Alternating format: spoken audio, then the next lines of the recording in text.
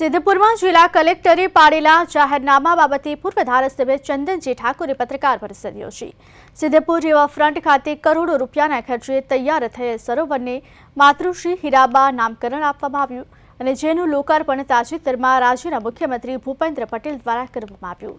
સરસ્વતી નદીના કિનારે હીરાબા સરોવર નામકરણ કરાતા સિદ્ધપુર નગરજનોમાં ભારે રોષ સાથે નારાજગી જોવા મળી। ત્યારે આ બાબતે સિદ્ધપુરના પૂર્વ ધારાસભ્ય ચંદનજી ઠાકોરે રાજ્યના મુખ્યમંત્રીને લેખિતમાં પત્ર લખી રિવરફ્રન્ટ ખાતેના સરોવરનું નામ સિદ્ધપુરની અસ્મિતાને ઉજાગર કરી શકે તેવું આપવા માંગ કરી છે। સરકાર અને તંત્ર દ્વારા રિવરફ્રન્ટ ખાતે સરોવરનું નામ માતૃશ્રી હીરાબા સરોવર જ રાખવામાં આવ્યું છે, જેથી સિદ્ધપુર શહેરીજનોમાં સરકારની આ કામગીરી સામે ભારે નારાજગી જોવા મળી।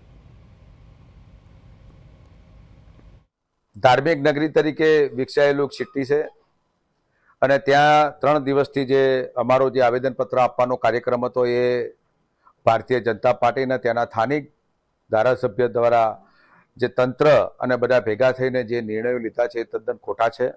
અમારું આવેદનપત્ર આપવાનું હતું, આવેદનની અમને મંજૂરી આપવામાં ન આવી તો એનો વાંધો નહોતો, અમારી ધરપકડ કરવી હતી, અમે ગાંધી ચિંધ્યા માર્ગે અમે આવેદનપત્ર આપવાના હતા, પણ છતાંય જાહેરનામું બહાર પાડી 4 લોકોથી વધારે લોકો ભેગા ના થવા એવો કાયદો બનાવી અને જે પ્રજાનો અવાજ દબાવવાનું જે કામ કર્યું છે ભારતીય જનતા પાર્ટી દ્વારા અને એના તંત્ર દ્વારા એનો અમે આવવાવાળા સમયમાં જવાબ પણ આપીશું।